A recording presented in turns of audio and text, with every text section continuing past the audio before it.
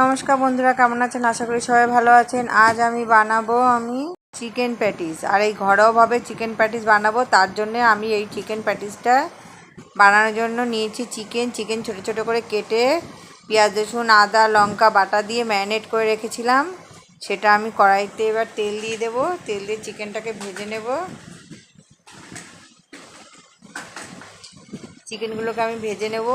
আর আমি অল্প তেল দিয়েই ভাজবো, যেহেতু ম্যারিনেট করা আছে, খুব তাড়াতাড়ি হয়ে যাবে। আর আমি কিন্তু চিকেন প্যাটিসটা ঘরোয়াভাবে যেহেতু বানাচ্ছি, আমি কিন্তু কোনো রকম কিছু বেলা টেলা ঝামেলায় যাচ্ছি না। এটা আমি বানাবো পাঁপড় দিয়ে। তার জন্য নিয়ে নিলাম কর্নফ্লাওয়ার, লঙ্কার গুঁড়ো, আর একটু নুন, হলুদ গুঁড়ো, আর একটু খাবার সোডা। এই যে পাঁপড়, এই পাঁপড় দিয়েই আমি বানাবো। এবার এটাকে ভালো করে মিশিয়ে নিলাম। এবার দিয়ে দিলাম একটু চিনি, এবার জল দিয়ে গুলিয়ে নেব।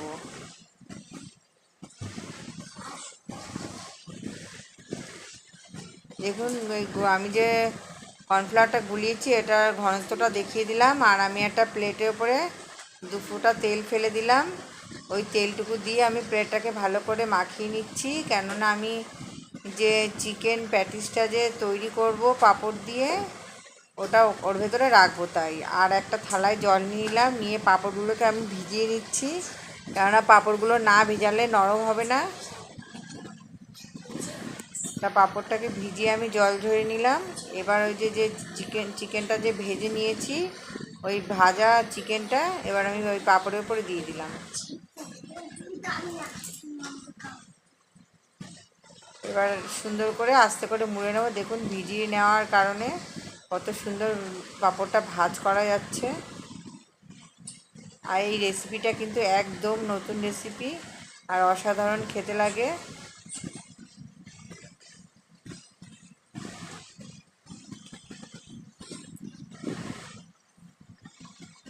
আমার একটা কিন্তু রেডি হয়ে গেছে।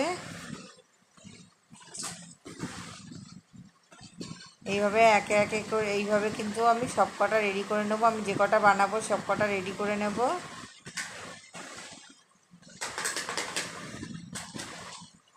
দেখুন আমার সব কটা রেডি, কত সুন্দর লাগছে দেখতে। এবার কড়াই বসিয়ে দিয়েছি, কড়াইতে দিয়ে দিলাম রিফাইন অয়েল। তেলটা গরম হয়ে গেছে। এই যে কর্নফ্লাওয়ারটা গুলিয়ে রেখেছিলাম সব কিছু দিয়ে, এবার পাঁপড় দিয়ে যে চিকেনটাকে রেডি করে রেখেছি ওটা এবার কর্নফ্লাওয়ার গোলানোর ভেতরে দিয়ে আমি আস্তে আস্তে করে ভেজে নেব। তো আমার এই ভিডিওটি যদি ভালো লাগে লাইক কমেন্ট করবেন বন্ধুরা। আর এইভাবে বানালে কিন্তু অসাধারণ খেতে লাগে, কোনো রকম কোনো ঝামেলা ছাড়াই এই রান্নাটা হয়ে যায়। আমি এবার একটা একটা করে সব কটা ভেজে নেব।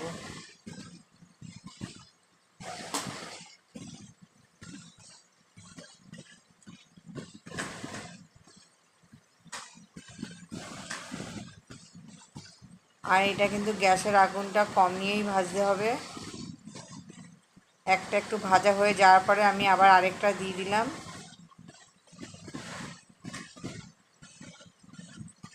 এইভাবে আমি ভেজে নিয়েছি।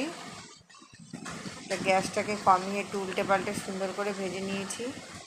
দেখুন কত সুন্দর লাগছে। আমার এই ভিডিওটি আমি এখানে শেষ করছি। আবার দেখা হবে অন্য কোনো ভিডিওতে। ততক্ষণ ভালো থাকবেন।